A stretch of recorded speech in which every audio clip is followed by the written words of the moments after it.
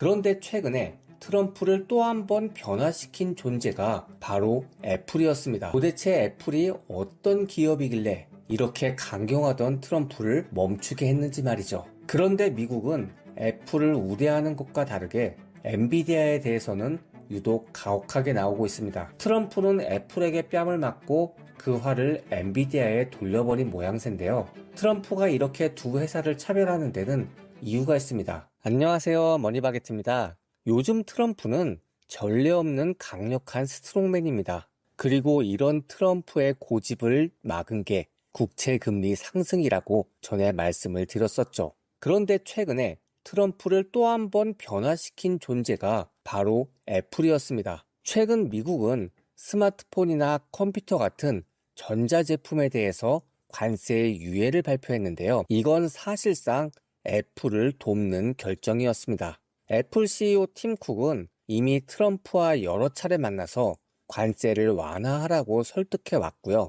트럼프 역시도 팀 쿡과 이야기하고 있고 그의 사업을 도왔다면서 긍정적인 모습을 보이고 있습니다. 그럼 이런 질문이 떠오르죠. 도대체 애플이 어떤 기업이길래 이렇게 강경하던 트럼프를 멈추게 했는지 말이죠. 지금 트럼프는 정치적 딜레마에 직면해 있습니다. 원래 계획대로라면 관세를 통해서 미국 주도의 무역 질서가 재편돼야 했습니다. 그런데 오히려 미국에 대한 신뢰가 하락하면서 국채 금리가 폭등했고요. 결국 연방정부의 이자 부담만 가중시키게 됐죠. 그래서 어쩔 수 없이 상호 관세를 유예하면서 후퇴를 할 수밖에 없었는데요.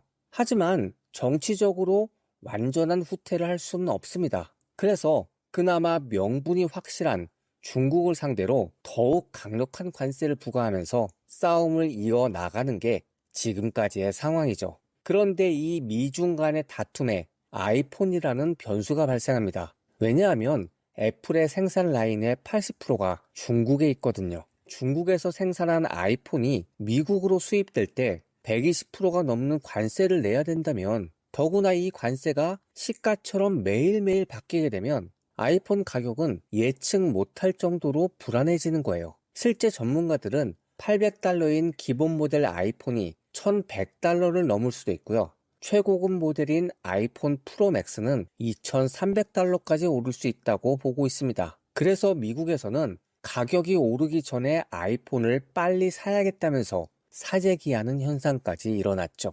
애플도 비상이 걸렸습니다. 관세가 부과되기 전에 한 대라도 더 많은 아이폰을 국내로 들여오기 위해서 전 세계의 화물기까지 동원해서 인도 공장에 대기 중인 아이폰 물량을 싹 쓸어서 미국으로 가지고 왔다고 합니다. 이런 사건들이 우리가 볼 때는 단순히 아이폰 가격이 올랐다라는 정도인데요. 미국에서는 아이폰 가격이 오른다는 건 정말 큰 문제가 됩니다. 왜냐하면 미국은 아이폰이 생활 필수품이에요. 아이폰이 없으면 그 사람은 일상생활에서 많은 불편을 겪습니다. 미국 사회는 모든 사람이 아이폰을 사용한다는 전제가 되어 있어요. 그래서 가족, 친구, 직장 동료들 간에 단체 대화방이 생기면 이걸 아이메시지로 만드는 게 보통입니다. 또 모바일 뱅킹이나 티켓 예매, 교통 결제 이런 것들도 iOS, 애플 중심으로 돼 있다는 거예요. 미국인들 대부분이 애플 생태계 안에서 너무 자연스럽게 살고 있죠. 그런 소유하지 않는 거, 이건 현대사회에서 소외되는 결정이에요. 그런데 그런 나라에서 아이폰의 가격을 올리는 정부는 유권자들의 선택을 받을 수 없다는 겁니다. 대부분의 유권자는 정치권이 내놓는 대의를 강조하는 레토릭에는 별로 관심이 없어요. 하지만 정부의 뭔가로 인해서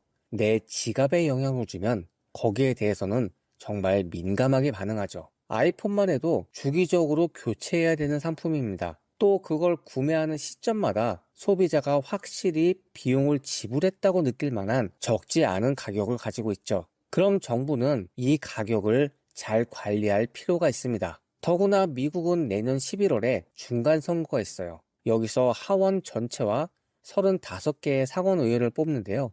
이 선거에서 패하게 되면 트럼프는 식물 대통령이 될 수도 있습니다. 그렇게 중요한 선거인데 유세 현장에서 유권자가 아이폰을 흔들면서 내 휴대폰에 세금을 부과하지 마세요 라고 외치는 상황을 상상해보면 가격에도 진심으로 관리를 해야 될 처지입니다. 그런 이유 때문에 스마트폰과 같은 전자기기를 관세 대상에서 제외한 거예요. 그런데 이렇게 되면 중국을 견제하지 못하죠.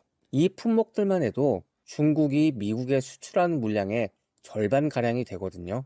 하지만 수익률이 높기 때문에 중국 입장에서는 나머지를 다 못하게 되더라도 끝까지 지켜야 되는 게 아이폰 판매예요. 어쨌든 이번 조치로 스마트폰에 대한 관세가 없어지면서 중국은 웃을 수 있게 됐습니다. 미국은 자신들의 관세가 사실상 무력화됐다는 걸 알기 때문에 중국에 부과한 관세를 145에서 245까지 또 마구 지르는 모습을 보였는데요.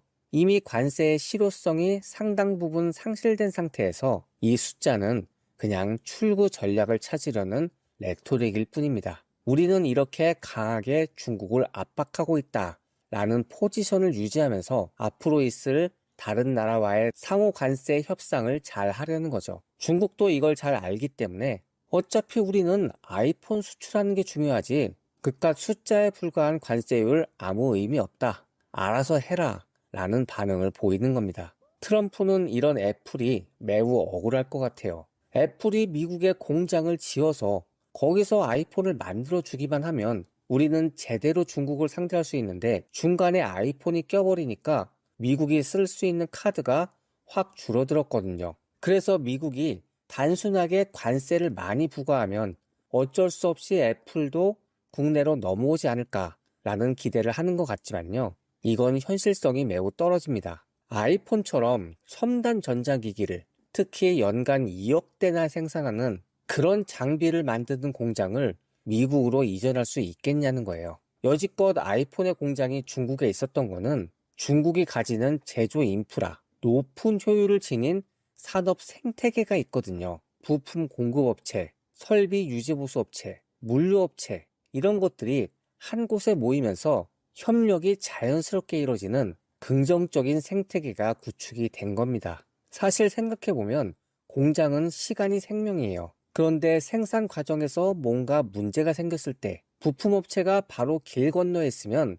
바로 대응할 수가 있습니다. 생산 설비에 이슈가 발생해도 설비를 만드는 공장이 가까이 있다면 그만큼 빨리 수리할 수가 있겠죠. 물류 측면에서도 장점인데요. 부품 공급자가 중국의 정저우 한 곳에 머물러 있기 때문에 여기로 대규모 배송을 통해서 비용을 아낄 수 있는 거예요. 이런 요소들이 복합적으로 작용해서 애플은 중국에서 규모의 경제를 통한 최적의 생산 효율성을 이미 달성한 겁니다. 이걸 미국으로 옮겨서 다시 생태계를 구축하려면 어마어마한 돈과 시간을 써야 되는 거죠. 미국은 제조를 하기에 불리한 나라입니다. 실제로 애플은 텍사스에서 맥 프로 생산을 시도한 바가 있는데요. 부품 조달의 복잡성이랑 비용 부담이 커서요. 지금은 더 이상 언급하지도 않고 있습니다. 또 인력 문제도 큰데요. 중국의 정저우 공장만 해도 아이폰을 만드는데 30만 명의 근로자가 투입되고 있습니다. 특히 신제품 출시나 극성수기에는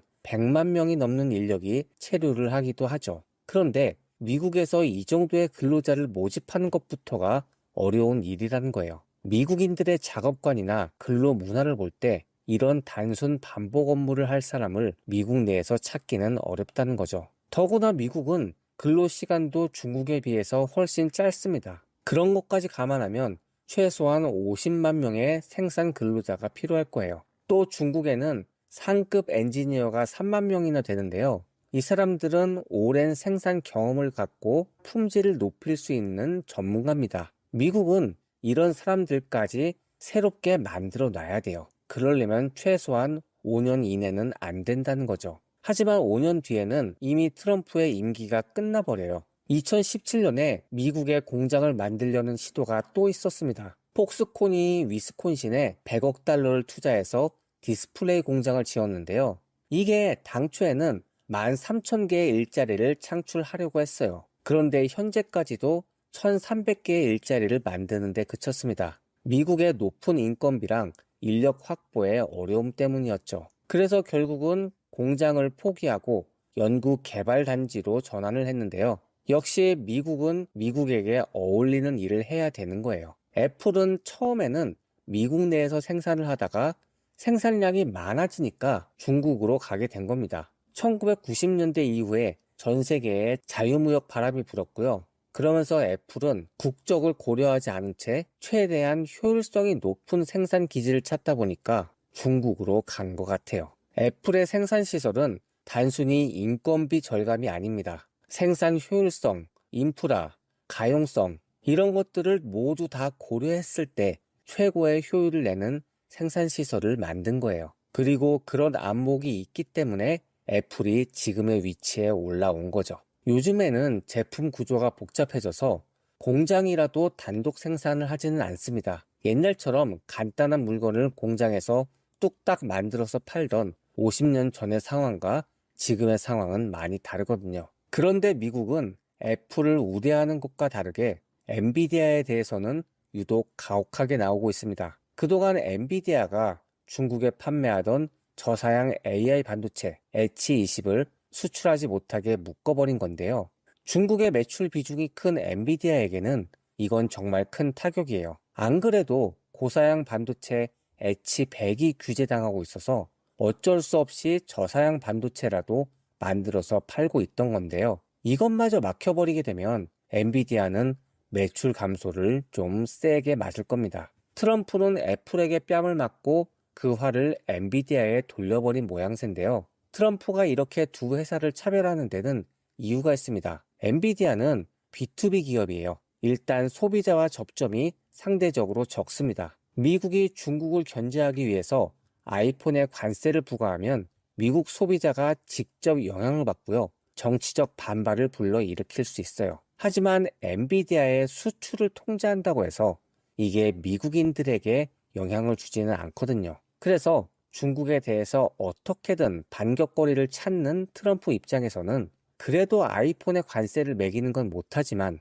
엔비디아의 중국 수출 제한은 쉽게 할 수 있는 거예요. 오늘 이 사건을 계기로 애플에 대한 사용자들의 충성도 알 수 있었는데요. 아이폰, 맥북, 아이패드 이 모든 사용자들이 애플에게는 고객으로 있습니다. 회사와 지속적으로 끈끈이 연결된 관계를 가지고 있는 거죠. 하지만 엔비디아는 고객이 다 기업이에요. 그때그때 필요에 따라서 거래만 할 뿐이지 지속적인 관계를 맺는 곳은 아닙니다. 애플과 엔비디아의 이런 고객층에 대한 차이가 포퓰리스트 정치인이 집권했을 때 어떻게 차별되는지를 알 수 있을 것 같아요. 오늘 영상 여기까지였고요. 구독과 좋아요 모두 감사합니다.